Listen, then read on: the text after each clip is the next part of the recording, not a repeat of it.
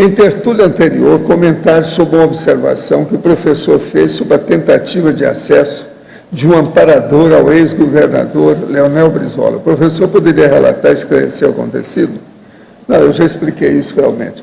O caso é o seguinte, eu estava chegando de viagem do exterior quando tinha aquele movimento enorme no aeroporto. E o Leonel Brizola estava na ponta nessa ocasião. E eu fui obrigado a passar no meio daquele povo, mas não dava para passar.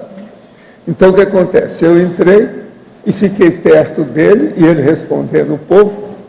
Então, eu comecei a ver o ambiente dele, a parapsicosfera, a situação toda. Aí, eu que estava com a corda toda, que tinha vindo de viagem, feito curso, tudo aquilo, comecei a ver as coisas todas que está acontecendo com ele. O amparador estava tentando ver se dava uma ideia para ele falar, mas ele totalmente bloqueado, não deixava entrar nada. Então eu falei assim, esse cara não vai dar nada, tudo dele vai desse jeito, ele não vai subir nunca. Agora veja, eu fui acompanhando as coisas dele e realmente ele não conseguiu as principais coisas da vida dele, ele morreu sem conseguir. Primeiro, ele não conseguiu o PT que ele queria para o partido dele.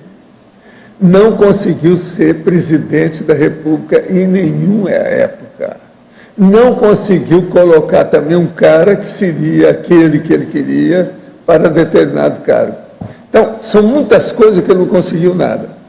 Agora, veja, ele durante muito tempo falava que eram as perdas internacionais e ficava só nisso. Parece que ele ficou com a ideia mais ou menos cristalizada dentro de determinados pontos e não saía disso. Agora, veja, esse não aceitava nada do processo extrafísico. Agora, eu vi o amparador tentando falar. Aí eu falei assim, se eu pudesse, eu estava lá, mas eu nem conheço o homem. E ele falando pertinho de mim, assim, eu estava vendo a situação toda. De modo que o processo do Brizola foi esse. Agora, eu cantei a pedra antes, falei assim, ele não vai conseguir nada na vida. Isso aí, vocês podem tirar o cavalo da chuva.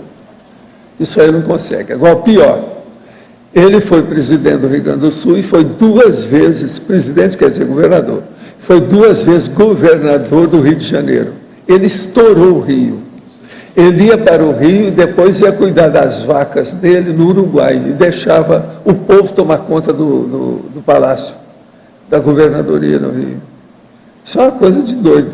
Depois ele arranjou uma outra casa lá no Recreio dos Bandeirantes, lá no fim, e também não cuidava de nada do governo.